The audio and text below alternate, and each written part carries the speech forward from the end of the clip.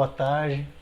Estamos aqui com mais uma entrevista e hoje com a escritora e artista plástica Léa Caruso.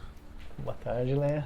Boa tarde. Seja bem-vinda. Como é que vai? Obrigada nesse ambiente maravilhoso, bem aconchegante. Um prazer tê-la aqui conosco. Prazer é meu. E para começar, então eu queria perguntar quem é a Léa Caruso hoje, como você se vê, um pouco sobre a sua história, a sua trajetória até aqui. Bom, Léa Caruso, hoje tu quer saber ou desde antes? Vamos dizer, da sua trajetória. Eu acho que eu sou, nesse momento, o que sou, não me sinto muita coisa,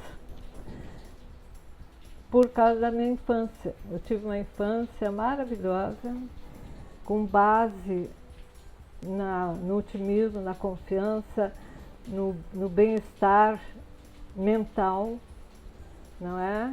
Que aprendi muita coisa maravilhosa. Eu tive uma família muito especial. Até hoje meus irmãos estão vivos. Tem uma irmã só que se encarnou, mas o resto estamos muito bem. E meus pais me ensinaram muita coisa que me fez crescer, começando pela a parte espiritual, a parte do pensamento, porque a força do pensamento, isso eu aprendi muito, sabe? Que tudo que a gente vive tem que botar força do pensamento. Sim. Então eu me considero uma pessoa muito positiva. E eu acho que isso aí que facilita a vida. Sim. Não é? Sim. Você estava me falando, antes da gente começar, que nasceu em 1939, né, no início da Segunda Guerra. Eu estou com 80 anos agora. Nasci em 1939, bem na época da guerra. E até eu mexo com meus filhos, eu digo que eu nasci para fazer a paz. Não sei como, né? Mas durante a minha infância eu tive muito, como é que eu vou te dizer, a mediunidade muito avançada. Eu era assim perseguida pelos espíritos, né? Uma sensibilidade muito grande. Uma sensibilidade muito grande. Então isso a gente chama de mediunidade. E até eu me recordo que meu pai, uma vez se reuniu, fizeram um grupo, até meu pai fundou um centro espírita lá em Erechim, porque eu sou de Erechim, né? E essa família veio para Porto Alegre, então? Sim, porque ele foi político, depois ele era advogado e foi político. Então ele veio para Porto Alegre e nós viemos também.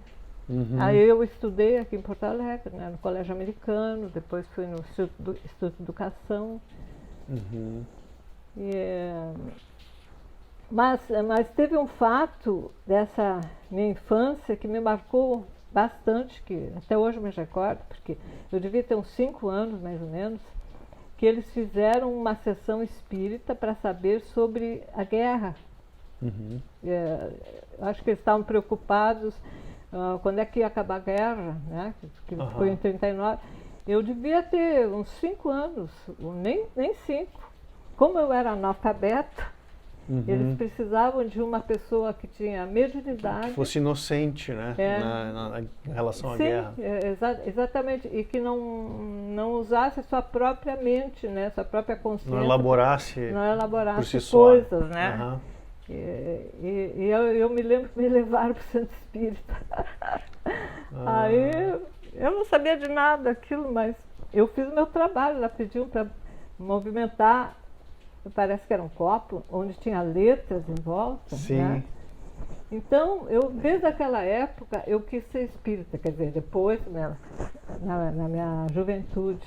Né? Percebeu que tinha uma ligação com o espiritismo. Mas na minha infância, a minha infância acho que foi muito rica, porque foi meu pai e minha mãe tinham muito amor, sabe? Uhum. E muita união da família, todos nós juntos, assim, era uma família italiana. Quantos irmãos? 7 irmãos, 7. nós somos em 7. E o pai nasceu na Sicília, né? Uhum. Então, aquela família italiana, assim, vamos todo mundo para fora, vamos numa fazenda ver, ver os vinhos que estavam fazendo. Sim. Né? Uhum. E a gente tomava um pouquinho de vinho em cada barril. O pai dizia, experimenta. E a gente ia experimentando um pouquinho, um golinho, né?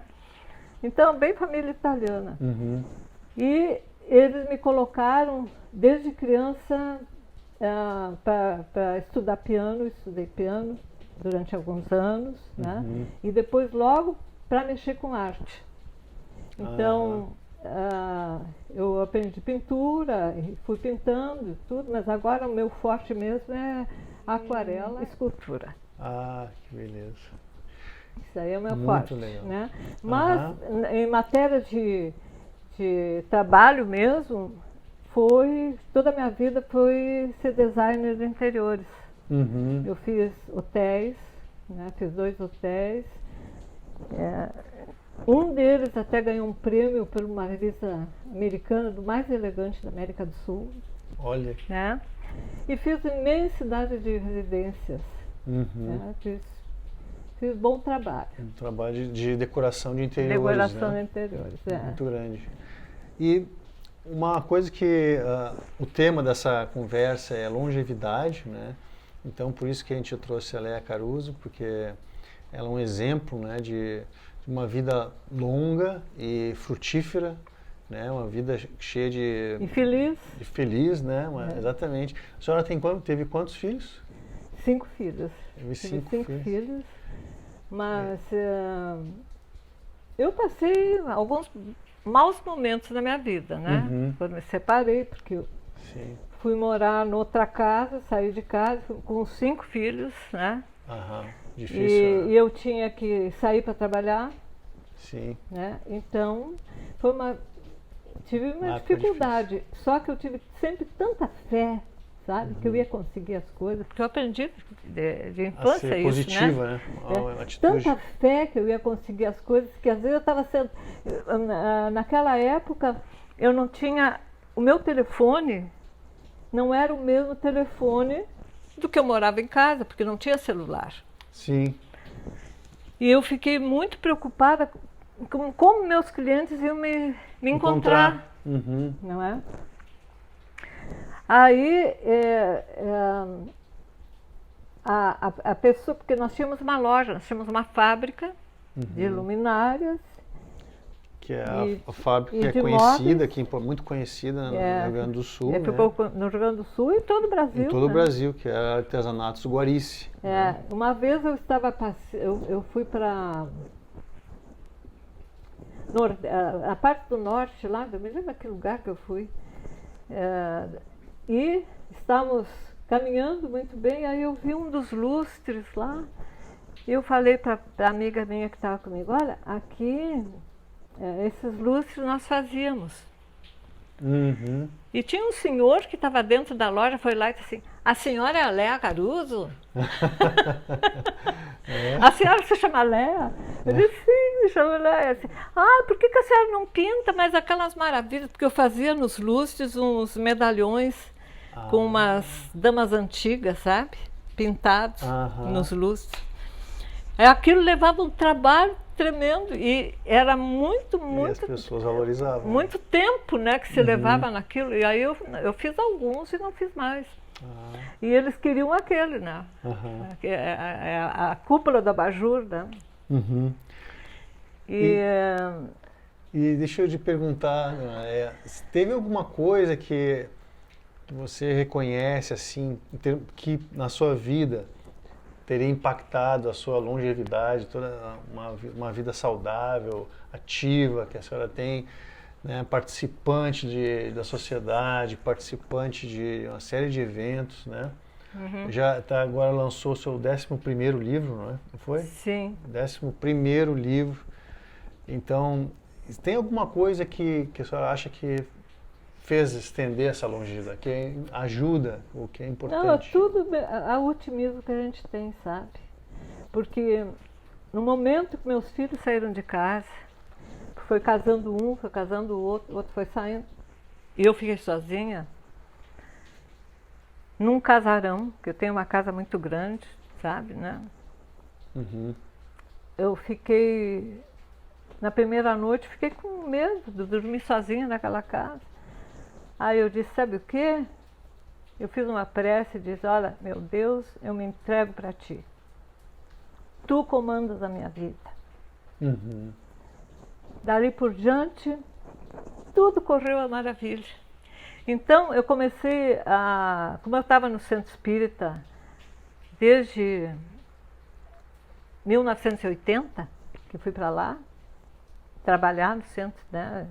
Nós trabalhamos em desobsessão 2 vezes por semana, e em paz também, nos sábados. Eu tive comecei a fazer psicografia no Centro Espírita, né, receber, né? Aí eu comecei a receber em casa. Então, porque de noite, eu pensava, de noite eu vou ficar sozinha. Então, vou ocupar esse tempo em trabalhar. Fazer uma coisa produtiva, né? Útil. E além daqueles 11 livros que foram lançados, eu tenho mais 4, 5 já para serem editados. Uhum. Entendeu? Não dá tempo para editar tudo. Quanta coisa, né? É. Que bacana. Mas eu me sinto muito feliz, sabe? Uhum. Eu acho que esse tempo de pandemia, para mim, não achei nada de ruim, porque, sinceramente, a única coisa poderia ser muito pior se não tivesse a internet, né? Se não tivéssemos o celular. Uhum. Eu acho que teria sido muito ficar pior. mais sozinho, mais cada um no seu E eu campo. achei, assim, até importante, porque coisas que a gente não fazia em casa, porque não dava mais tempo, aí agora nós tivemos tempo. Então, eu fiz várias aquarelas, né? Fiz coisas que eu precisava fazer dentro de casa para arrumar, para enfeitar, para tal. Arrumando a casa, arrumando, né? E tal, despedi a faxineira, né? Então, estamos lá trabalhando. Sozinha, né? Sozinha. Uma casa grande, né? E a senhora Mas está sozinha. eu, graças a Deus, estou muito bem. Porque eu tenho essa minha parte espiritual, eu tenho muita fé, sabe? Eu acho que a parte espiritual é importantíssima, a fé para essa época. Porque essa época da pandemia é uma época de chamamento espiritual. As pessoas têm que se conscientizar que é uma época de mudança. A pessoa tem que fazer uma introspecção e ver que é necessário mudar para ser melhor. Sair de si mesmo e pensar no outro, pensar no amor, pensar na caridade. Isso é importantíssimo. Eu acho que a espiritualidade ganhou uma nova importância com essa situação toda. Né? Eu acho que essa é a importância, porque nós estamos num mundo de regeneração, né? Sabe disso, né? O planeta de provas e expiações está passando para um planeta de regeneração. Então, a senhora recomendaria para as pessoas, em termos para ser mais feliz, viverem mais tempo mais felizes, essa conexão mais espiritual, né? Lógico, porque nós, na realidade, nós somos espíritos encarnados. Nós não somos pessoas espirituais, nós somos espíritos. Primeiro, né? O mais importante é o espírito que nós somos, porque nós nascemos, morremos, vivemos sempre para crescer, para poder evoluir. Por que a gente reencarna tantas vezes? Porque muitas vezes tu não foste uma pessoa legal, então agora tu nasceu de novo para poder, naquela pessoa, né, fazer coisas boas para ela. E eu acho que a parte espiritual e o otimismo é muito importante. E teve algum dos seus livros que lhe marcou mais, assim, desses 11 livros, mais os que ainda estão sendo editados? O que mais marcou para mim foram os livros, não foi só um, do Espírito José. Porque cada vez que eu terminava uma noite um livro, no dia seguinte eu começava outro. A senhora escreve à noite, né? Sim, sempre à noite, né? São 4 vezes por semana, 4 noites por semana, das 8 até as 10. 2 horas? 2 horas. Mas é bem disciplinada? Não, eu muita tenho disciplina. Né? Antes das 8 já estou lá, já faço a prece e já começo o meu trabalho. Qual a senhora acha que a disciplina é importante para isso também? A disciplina é importante para tudo. Eu sou disciplinada, eu levanto, eu tenho horário para tudo. Até muita gente acha, ai, que chato. Não, isso é importantíssimo para tu ter uma vida bem. A senhora já sabe, por exemplo, no dia de hoje, que horários vão fazer, certas coisas vão ser feitas. Eu tenho, por exemplo, amanhã, nós temos em vídeo o nosso trabalho espírita. Que agora começou em vídeo, graças a Deus, né? Porque estávamos parados todo o tempo, desde março. Sim. Então eu já tenho meus compromissos para segunda, terça, quarta, quinta, sexta, sábado. Não, sábado não, só quinta e sexta. Mas é tudo bem organizado, tem uma agenda bem organizada. Né? E a senhora consegue seguir a agenda. Sim, por exemplo, 6 da tarde eu faço prece. Então eu boto despertador. Tocou o despertador, vou fazer prece. Né? Porque eu faço, nessa época nós estamos fazendo prece todas 6 horas para o planeta, para o mundo, para iluminar, né? Para as pessoas ficarem melhores, oração para aqueles que já estão partindo, para os familiares que ficaram. E eu acho muito importante. Então, mas a senhora está falando do Espírito José. Estava falando do José, porque assim, ó, eu terminei um livro, aí eu almocei, depois do almoço eu fui relaxar um pouquinho, que eu fico sentada, ou às vezes já encosto, não chego a dormir, mas fico assim. Aí eu olho para a janela e vem entrando pela janela umas letras douradas em aramaico, que vinham direto para minha cabeça. Aí elas ficaram pequenininhas assim, fazia zzz, zzz, zzz, zzz. O livro entrou desse jeito. E eu fiquei... E aí surgiu toda a ideia do livro? Não, o livro entrou ali, entendeu? Aí eu fui psicografar e aquilo vinha. Mas cada vez que eu estava escrevendo, eu via as figuras, fotografia como se fosse um filme, eu dentro do filme, olhando aquela cena, Jerusalém antiga. Tu assim, assiste a cena como se estivesse como espectadora. Eu vi todo o filme, é como se fosse um filme. Como se fosse um filme. filme. Eu escrevendo assim. E no dia que eu terminei... Colorido, tudo colorido. Tudo colorido, e se movimentando, como se fosse um vídeo, uma coisa muito linda. Também. Porque eles fizeram isso, sabe por quê? Eu não sou médium mecânico, como a gente diz, né? Que pega o lápis e vai escrevendo sem saber o que está escrito, né? Eu sou mais assim por intuição, médium por intuição. E eu sempre desconfiava muito desse tipo de mediunidade que eu tinha. Como é que tu acha? Será que é verdade? Será que é da minha cabeça? Então os espíritos já sabem como eu sou. Então eles vêm dessa forma para me mostrar que é verdade, entendeu? Para tu não ficar na dúvida. Eu não ficar na dúvida. E quando eu estava terminando esse livro, eu escrevendo lá, porque eu escrevo no computador. Eu olho para o meu colo, assim, eu vejo um monte de pulando. Pá, pá, pá, pá, pá, pá, como se fosse uma pesca milagrosa. Porque esse livro, 15 anos antes, eu saí do corpo, fui direto para o teto, consciente, lógico, né? Fiquei do teto olhando meu corpo lá embaixo. Aí eu vi assim um livro do meu lado, vi uma senhora ajoelhada do lado da minha cama, cabelinho escuro, que hoje em dia, depois fiquei sabendo que era Mei, que é um espírito que o Chico Xavier recebia muito, olhando um livro.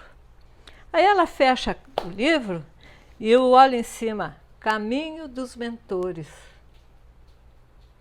Foi o livro que eu recebi. Foi o primeiro livro? Esse? Não foi um dos... Foi o primeiro livro do José. Ah, do José. O segundo livro do José foi o livro de Simão Pedro. História de Simão Pedro. Foi muito bonito também. Porque eu vi, a gente fica no meio da cena, a gente fica junto ali, sabe? E como começou isso? Como foi o primeiro livro que a senhora escreveu? O primeiro livro que eu escrevi, eu estava muito bem, assim, conversando com alguém, disse, mas que vontade que eu tenho de escrever, assim, impressionante, estou louca para escrever. Aí eu fui para o computador e comecei, e não parava mais aquilo, e aquilo fechava, sabe, a história parecia que não ia dar certo. Eu dizia, mas será que vai dar certo? E tá. E fechava perfeitamente. Acho que até vale a pena a gente falar que os livros são vendidos, né? Mas a renda dos livros não vai, é tudo doado, né? A senhora doa toda a renda. É assim, ó, a editora minha, essa minha editora que se chama ID, ela faz vários tipos, muita caridade. Então a renda dos livros fica para eles, mas eu recebo alguns que eu quero. Eles me perguntam quantos tu queres. Eu sempre pego para dar para familiares, né, amigos, né? Sim. Alguns, e não ganho nada com isso. Até eu passei numa época muito apertada da minha vida, né? Financeiramente? Financeiramente. E aí meus filhos dizem, mas mãe, vende os livros, ganha dinheiro com os livros, mas o que tu está fazendo que tu não ganha dinheiro com os livros? Eu digo, não, eu sigo o conselho do Chico Xavier. Ele não ganhava, os livros não são meus, são livros dos espíritos, que são exatamente para fazer o bem, né? Então é isso. Com certeza estão fazendo bem a muitas pessoas que estão lendo, né? Por todo o país. E tem algum livro editado no exterior? Já tem algum no exterior? Tem. Não, quando eu fui... E todos esses livros nossos, aqui não são meus, de todos, né? Eles estão sempre no Amazon, na Amazon. Sim. Então, o meu filho uma vez foi para os Estados Unidos lá e foi olhar pelo meu nome, já tem os livros lá. Mas é tudo para pessoal brasileiro que mora lá. Não são para...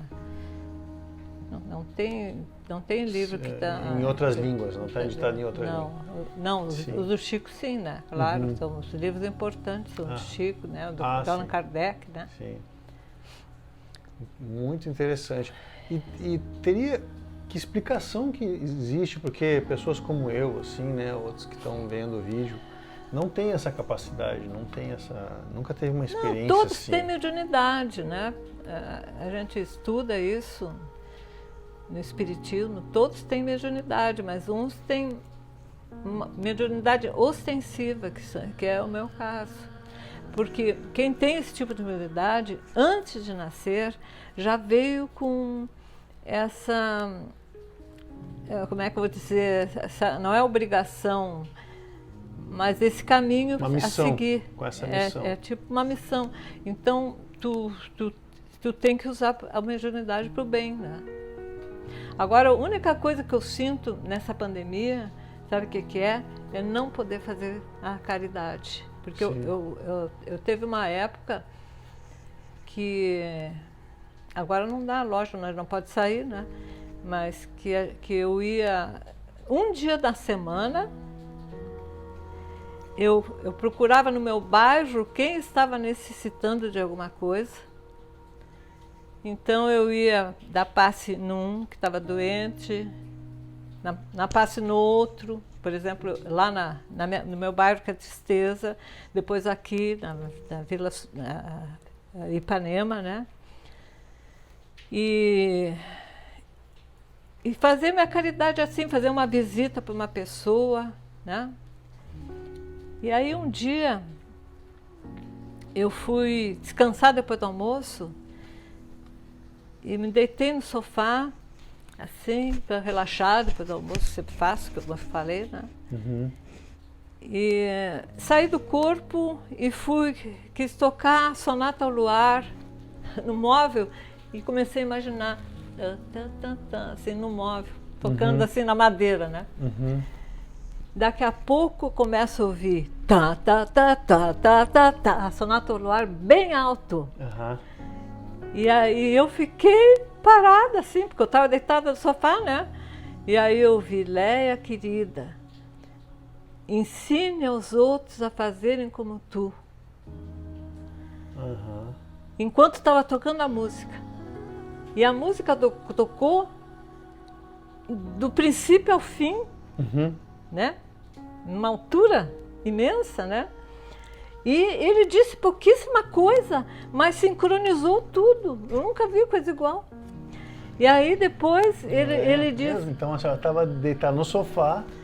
Eu estava deitada no sofá, aí eu saí do corpo para tocar.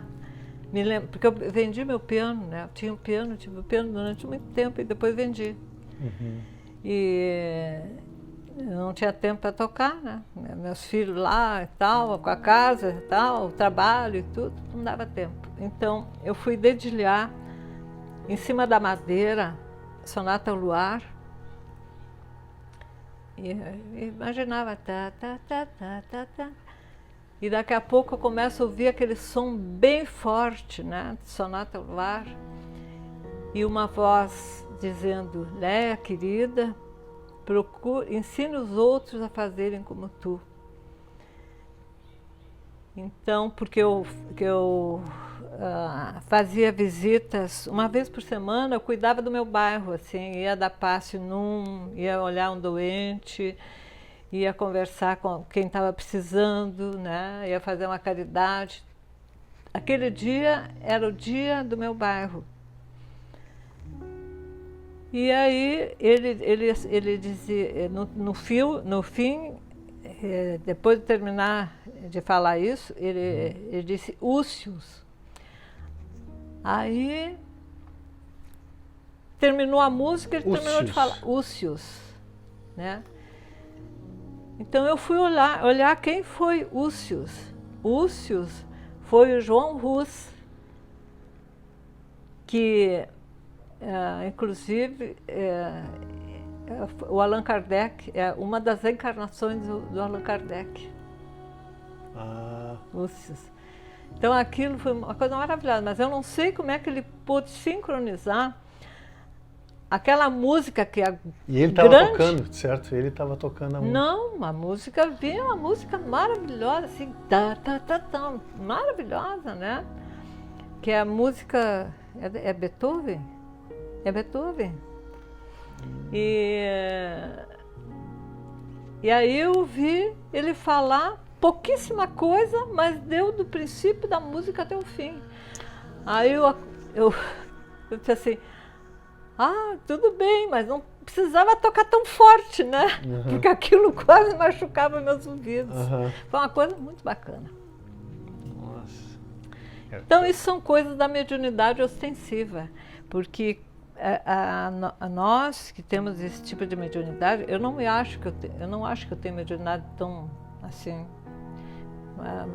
tão forte como diz os outros, mas a mediunidade ostensiva a gente tem que trabalhar para o bem sempre, sabe? Uhum.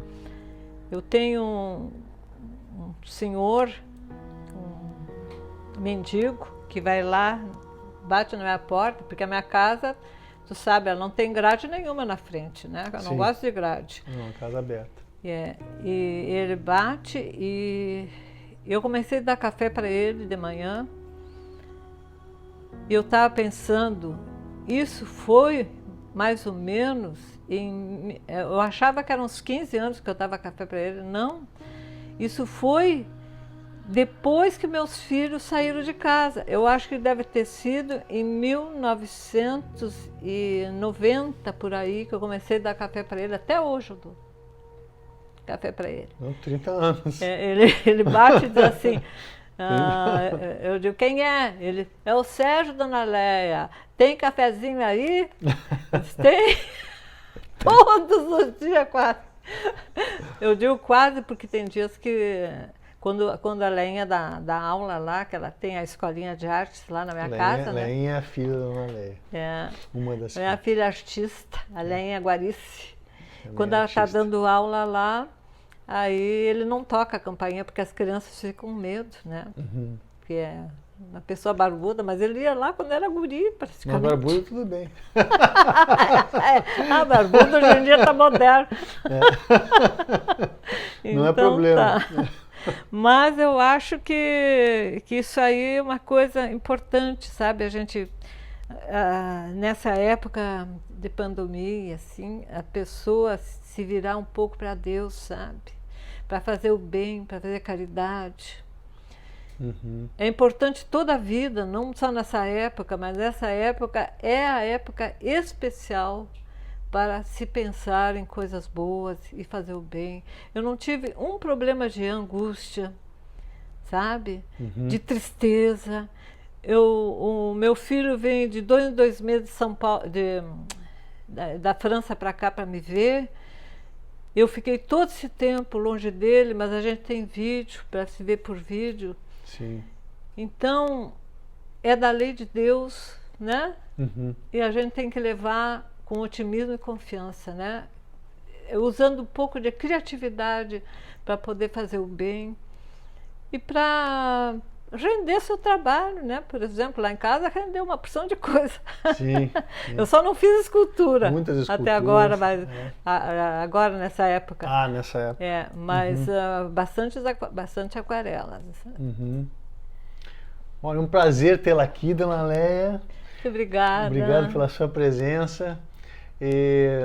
Muitos ensinamentos, muitas experiências de vida, eu acho que enriquece a todos nós com o seu exemplo, né? Então, muito obrigada e até a próxima. Tá, obrigada. Tchau. Tchau. Tchau, pessoal.